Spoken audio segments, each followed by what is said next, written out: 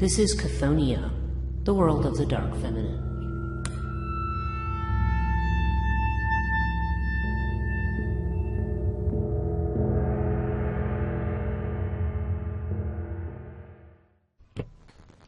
Hello and welcome to Chthonia, the podcast dealing with the dark feminine.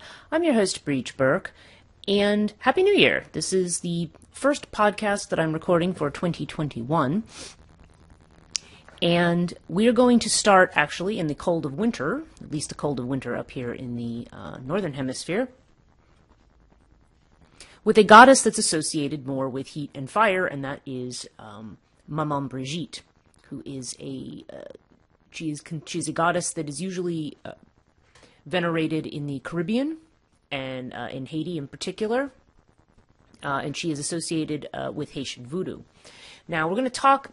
I'm going to be talking a lot about some of these goddesses that are more Caribbean, Latin American, African, and their their influences and their connections. At least that's the way I'm going to be doing for at least the first few episodes of Chthonia for this year. And this time, what I want to do, because Maman Brigitte has a very interesting background, I want to explain first who she is.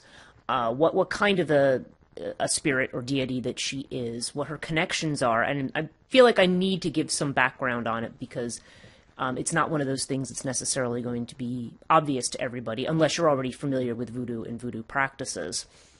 So I want to talk about that, but also I want to talk about her origins, because Maman Brigitte, even though she is part of a Afro-Caribbean religious system, her origins are actually not from Africa at all. And I want to, so I want to talk about those things. I want to talk about her with, and I want to talk about her origins because it'd be very interesting to see how the original goddess she is based on, or the original saint that she is based on, how the two different personalities came to be connected. And of course, we also want to talk about some of the attributes of Maman Brigitte, some of the symbols and things that are associated with her and what their connection would be.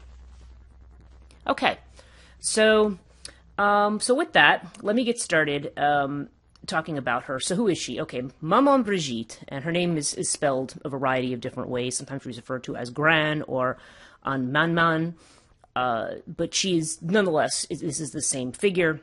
She is what they call a Loa, L-O-A. And I hope I'm saying that correctly. There may be a slightly different inflection for that. But she is, and I'm going to explain in a minute what a Loa is. And she's the consort of Baron Somdi, who is another Loa, and they belong to a family of Loas known as Gede. She drinks rum infused with hot pepper, and she's symbolized by a black rooster. And like Baron Samdi and the rest of the Gede, she is very foul-mouthed. She's also said the adoptive mother of Gede Nebo. Okay, so let's back up for a minute. What are we talking about here? So first of all, let's talk about what a Loa is. I'm looking at the pronunciation. It kind of shows LWA, and I think that's right.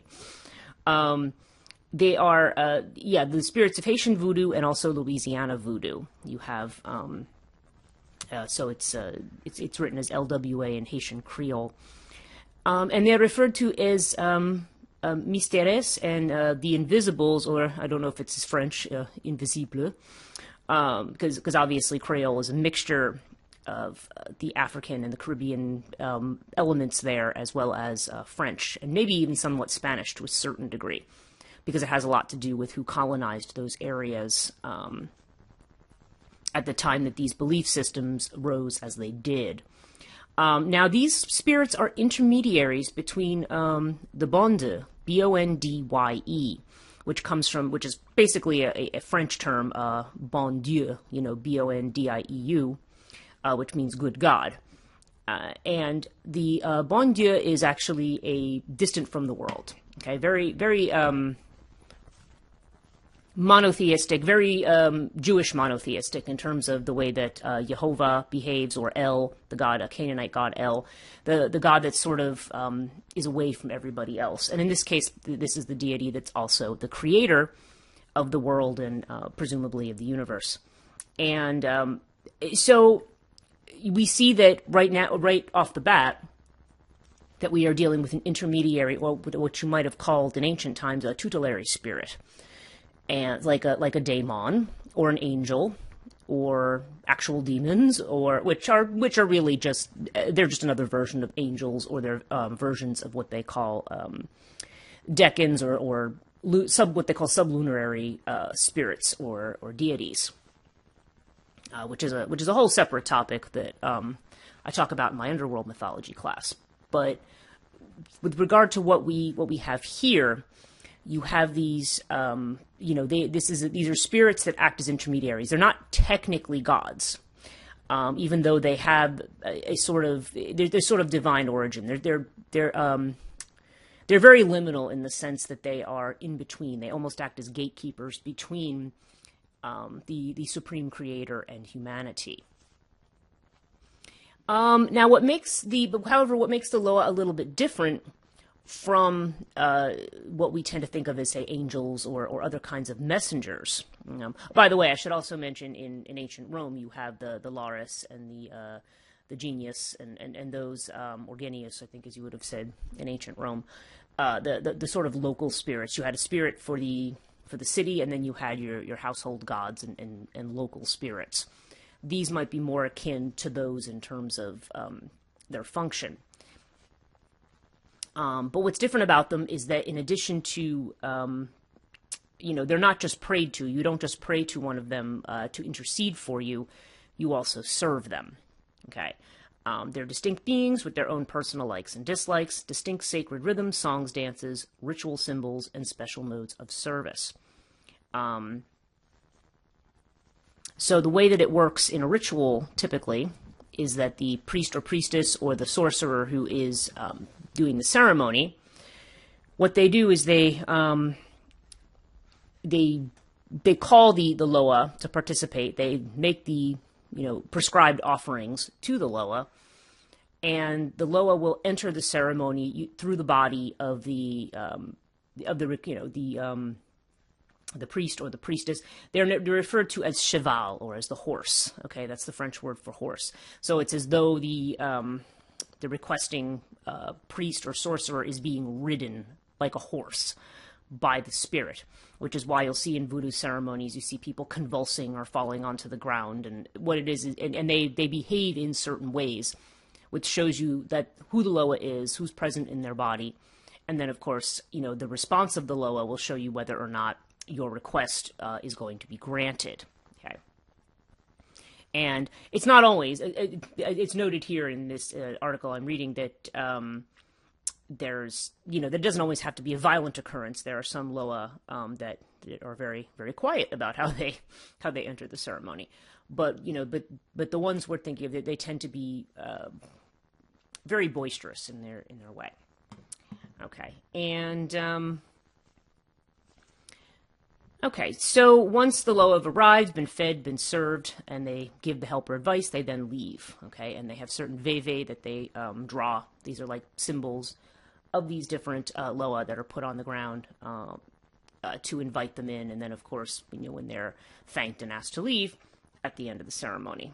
And it's mentioned here that certain can become obstinate. So the Gede, for example, often want one more smoke or one more drink, but it is the job of the priest or priestess to keep the spirit in line while they're provided for. Okay, so that is the work of the voodoo practitioner.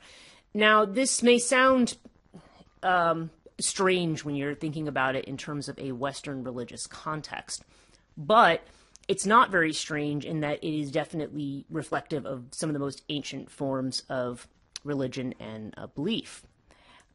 Because, because as I've said before, and I don't wish to be repetitive on this, but modern monotheistic religion, what we think of in the West, Judaism, Christianity, Islam, is, it's not only monotheistic, it's ethical.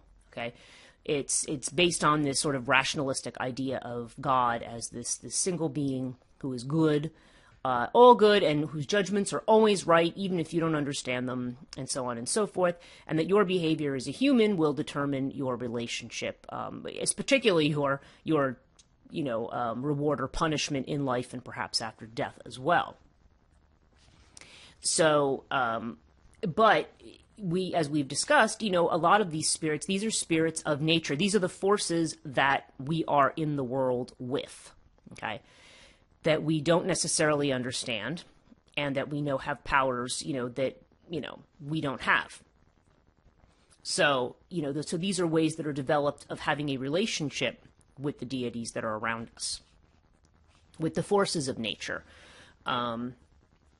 and with the forces, and again, with the forces that deal with the unknowns. And we make these offerings and we do things. It's sort of like you develop a relationship. Okay, if I give you this, you'll do something for me, or at the very least, with certain very dangerous deities, there's the sense of, if I make an offering to you, maybe you'll be nice to me and won't harm me.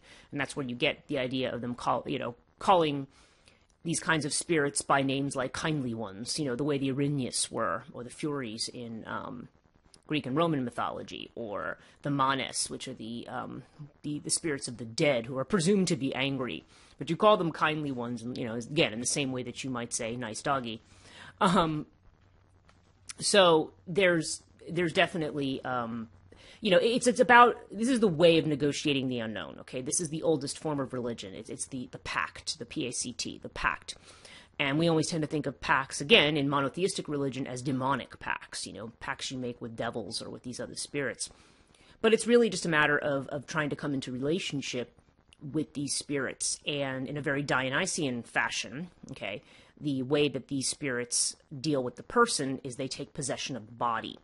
That was the one thing about Dionysus in ancient Greece, or Bacchus, was that one could be directly possessed by the god. You didn't have this experience with any of the other Greek gods. Okay, it was just you had this experience of direct possession, and that was usually through drinking wine. And in here, in a lot of these ceremonies too, you have these, like I said, this very hot spiced rum, and other offerings of that, alcoholic offerings of that kind of nature, which the practitioner isn't necessarily drinking to get drunk or to do things. That's not how it works, but certainly you have that kind of offering. So this is not, there's a lot of precedent for this. And of course, this comes out of African religion. And as you'll find throughout Africa, the Middle East, the Near East, you have a lot of these very similar kinds of practices. And they're not the least bit illogical. It's, we're trying to have a relationship with the spirits of nature. We recognize that they're different from us. And we want to not only propitiate them, but, and then of course there's state religion, which is a whole separate thing. But, people individually want to do that, to come into relationship with them and hopefully have these spirits help them. And, and again, this is where we have the idea of oracles and other things that help us interpret what those beings, whether they be the gods, whether they be these intermediaries, what their message is, what they're saying to us. Okay, so that's enough on the Loas. So let's get into the Gede. Okay. So the Gede are spirits of unclaimed or unremembered dead. So which is different from one's remembered ancestors, because again, that's another ancient practice, the idea of venerating the dead. Whether you're talking about the Shinto religion in the Far East, whether you're talking about the kind of elaborate graves with offerings that you see, for example, in the Mexican Day of the Dead ceremonies. You see them in other parts of the world as well. Even the whole idea of putting a tombstone to commemorate somebody in which you put like flowers or a grave cover or other things. It's a very similar idea of remembering the dead. The Gede deal with the unremembered dead, okay? Which again, in ancient times would have been the souls that are kind of wandering between the underworld and this world. So in voodoo, you actually have a class of spirits that tend to those unremembered dead. And it's said that Maman Brigitte cares more for them in death than they were ever cared for in life. Okay. Now the Gede are led by the barons, La Croix, Samedi, Cimetière, and Criminel, as well as Maman Brigitte. Okay, as a family, it says they are loud, rude, though rarely to the point of real insult, sexual, and usually a lot of fun. As to those who've lived already, they have nothing to fear and frequently will display how far past consequence and feeling they are when they come in through a service. So the possessed person, the person possessed by the Loa, will might eat glass or raw chilies, or anoint, as they call them, their sensitive areas with chili rum. That actually, all of those things sound pretty horrible to me. But yeah, it's and the traditional colors are black and purple, and they are known for the banda, a dance they perform that mimics sexual intercourse. Okay, so we see that the Gede, are a rather boisterous sort. And I always love the fact that Maman Brigitte drinks her rum with pepper. Not to digress too much onto this, but I always think of the what's in a name, because my name is Brigid, and my name is Brigid after the goddess that we're going to be talking about next. That is the origin also of Maman Brigitte. But I find it interesting that like one of the ways, and I actually hadn't studied this about Maman Brigitte until recently. But when I found out that she liked that hot pepper rum, I was laughing because basically the way I like all of my alcoholic beverages is with hot pepper in them. Has nothing to do with it. I just kind of always think of like, okay, when you name somebody, it's interesting how sometimes you feel like you might take on some of the attributes of that name. And I can be pretty foul-mouthed too. If you just ask me, just get me really riled up about something. I can get very foul-mouthed. So it's, so I'm not trying to compare myself, but it's just funny how that you can take on the qualities of the name of somebody, which is very interesting. So, okay. So this is what we want to say about her. This is who we're talking about. This is the character and the class of being that she belongs to. And her role is to look after the dead who are, unremembered, and also to protect their graves. And including this would be, along with her husband, Baron Sumdi, there'd be the idea of having the body rot so that people can't use it for, reanimating as a zombie or a jumbi. And, just other ways in which the dead person is protected from black magic or from other things.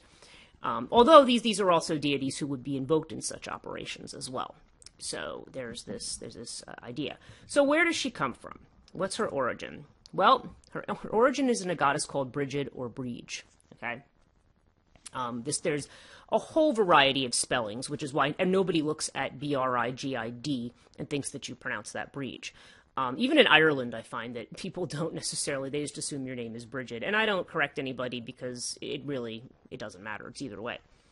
But because normally when people say spell it that way, they spell it Brid. That's breach. Okay, with the even though all the letters after it are usually silent in Irish.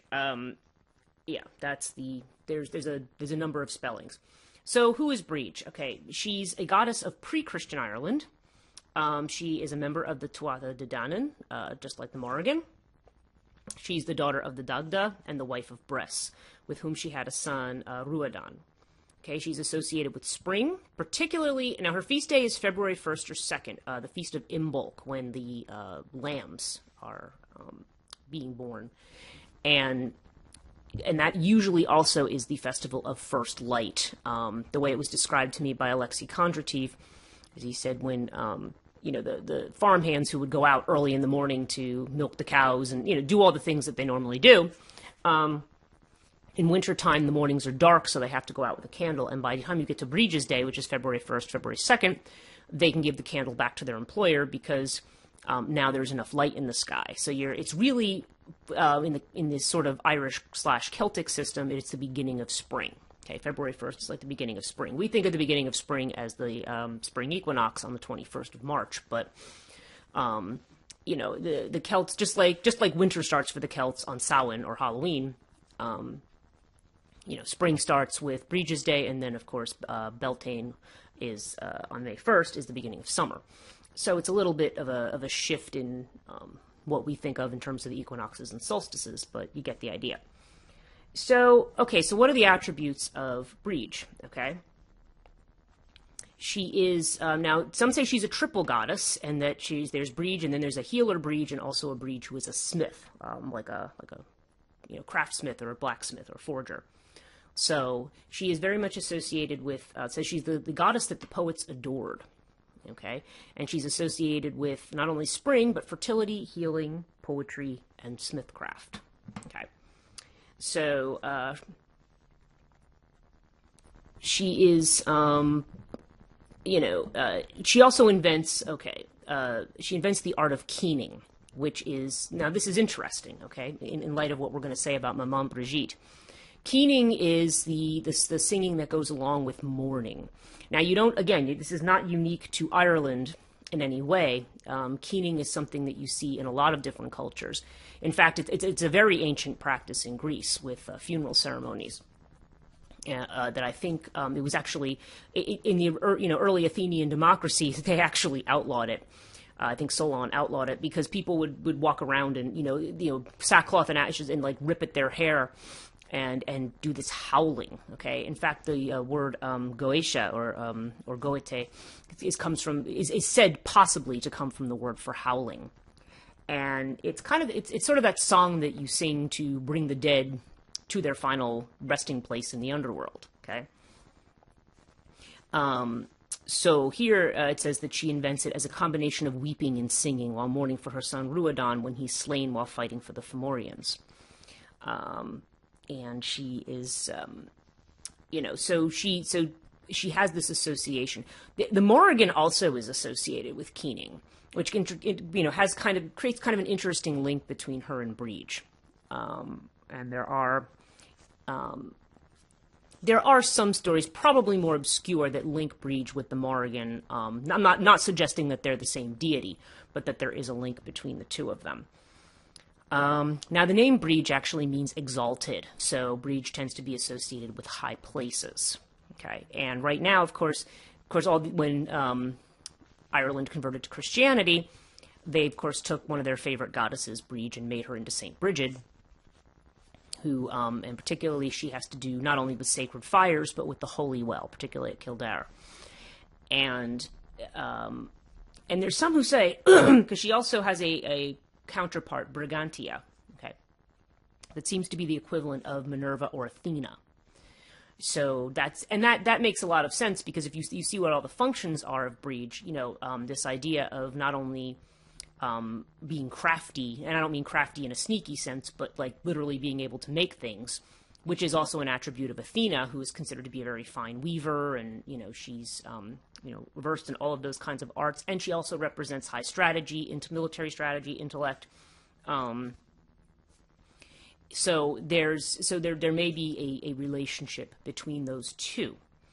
It says she's the goddess of all things perceived to be a relatively high dimension, such as high-rising flames, highlands, hill forts, and upland areas, and activities and states conceived as psychologically lofty and elevated, such as wisdom, excellence, perfection, high intelligence, poetic eloquence, craftsmanship, healing ability, druidic knowledge, and skill in warfare. So what is the connection between this Brigid? And, of course, then there's Saint Brigid, who is associated with, among the other things, first of all, she's considered to be very chaste. Okay, so she has a lot to do with chastity or helping girls to stay chaste in unusual situations where, they might be cornered into not being chaste. She is said to be, like, an expert with not only with dairy, but with brewing beer. And it was said that Saint Brigid had said that she envisioned heaven as a lake of beer, and that she felt beer was a gift from God as proof that God loves us and wants us to be happy. So we do see a connection with the saint and the brewing of beer. But other than that, we see, of course, this very, chaste and saintly good friend to Saint Patrick, and both of them have all of these incredible deeds attributed to them, because they are, of course, this mixture of the ancient deity and the saint. Now, okay, so Brigid and then Maman Brigitte. What happens? Well, there's that certain period of colonization, and of course, this was a time when England, there was sort of a back and forth about the sovereignty of Ireland, okay? And a lot of the times when the British or the English had control, there was a lot of the Irish have actually, and they're not the only ones. There's been this sense of those who are poor or who are peasants, who don't have the aristocracy or the land or the wealth, they kind of get shuffled around. Either they become, kind of like feudal peasants on these different estates, or they would send them off into indentured servitude, which is kind of a form of slavery, except the idea is that you work for a number of years to buy your freedom. And a lot of times they were sent to the Caribbean, to Haiti, and to places in the islands. And of course, these were populated by Spanish and French, people primarily, at least of the European colonizers, who of course were Catholic. And of course, the Irish, the form of Christianity they adopted ended up being a Catholic Christianity. I mean, there is kind of a little bit of a difference with what we think of as Celtic Christianity, but nonetheless, it's basically Catholic. As you see now, the Catholic Church is still very influential in Ireland and was for years. Now, okay, so what they do is they go to the islands. They meet the people of African descent there, who also may have been brought there in slavery and in other conditions, similar conditions. And they start to adopt their religious practices, but they mix it with their own. And so, so Brigid or Brigid becomes Maman Brigitte. Okay, so she has this role, interestingly, of dealing with the dead. Now, some people say, well, this loudmouth, drinking, sexual woman is not seem to be related to any of the original Brigids, but I would argue that she is, because her whole role is to deal with the poor, the downtrodden in death. Just like you have deities like Santa Muerte, for example, or some of the deities in the Far East like Chamunda, who deal with the people who are poor, who are outcast, who have nobody and have nothing, okay? And these are the kind of motherly, dark mother spirits who come in, and they are there to look after and to protect people who are in this category or this class. That there tends to include criminals and thugs. It's the idea of, these people who are, have misfortune, who are downtrodden, who are in these bad circumstances, that they have someone who is a champion for them. And very similarly, like Saint Brigid certainly was somebody who always gave everything she had away to the poor.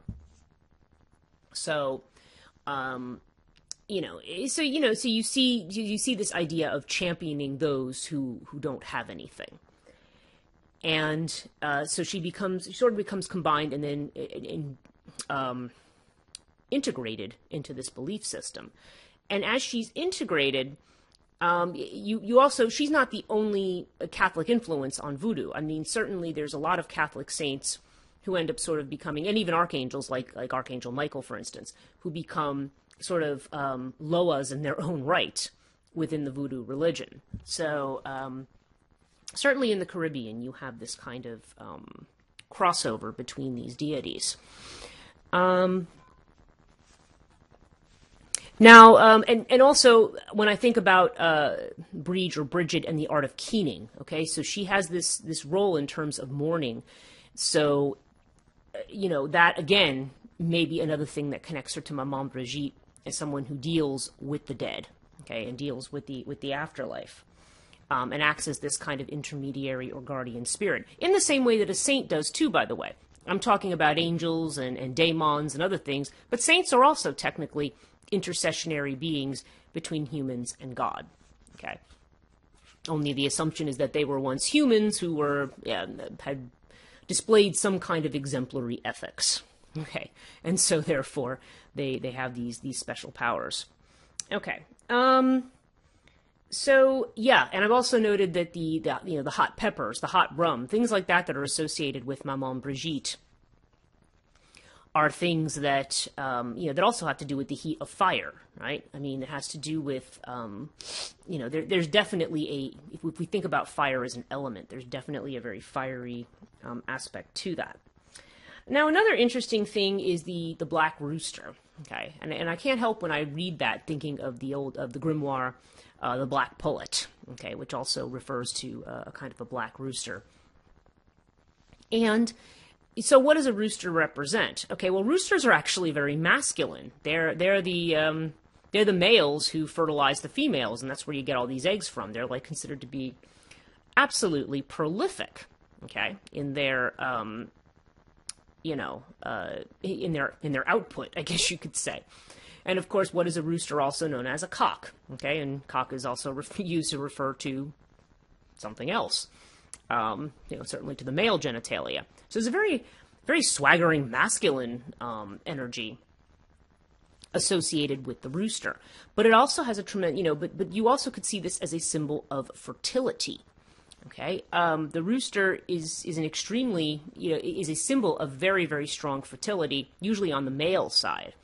So the association of the black rooster with Maman Brigitte. First of all, the blackness, black is a color of the earth. Okay, and in addition to being a color of the earth, it can also be a color of death in the West. The only place where black is not a color of death would be in places like India, where white is the color of death. But it's this sexuality and this passion. So you see this sex-death connection in the idea of the black rooster, okay, which, again, would explain why such a sexual class of loas that also deal very much with death and with that thin line that is between the two of them. It's very easy to see why, even though this is a very masculine animal, I mean, you could also look at the aggressiveness of Maman Brigitte. Like I said, she's loud, she's boisterous. She's not a little simpering flower by any stretch of the imagination, though none of her namesakes are either. Which might give her an attribute that people may perceive as being more masculine or more aggressive. But see, that's another aspect. That's a perception. But really, what it comes down to is that is another aspect of a feminine. There is this loud and boisterous and not only confident, but this aspect of the feminine that is independent, that isn't under the shadow of the male, that doesn't have the male who is necessarily doing for her, or she has at least as much power as the male, is not something widely. It's not.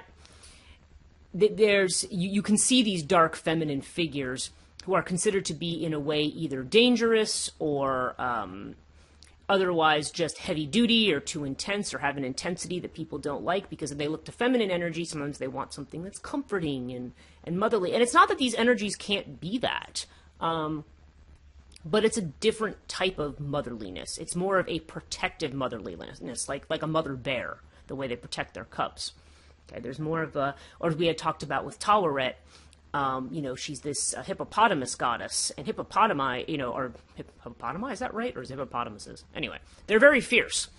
So she is, again, seen as this protector of children because of the ferocious nature. Now, again, I don't know that Maman Brigitte is regarded as quote-unquote fierce, but she is definitely not a lightweight or simpering kind of a deity. So, so it's interesting to see the way in which a goddess of smithcraft, poetry, an Athena-like goddess actually,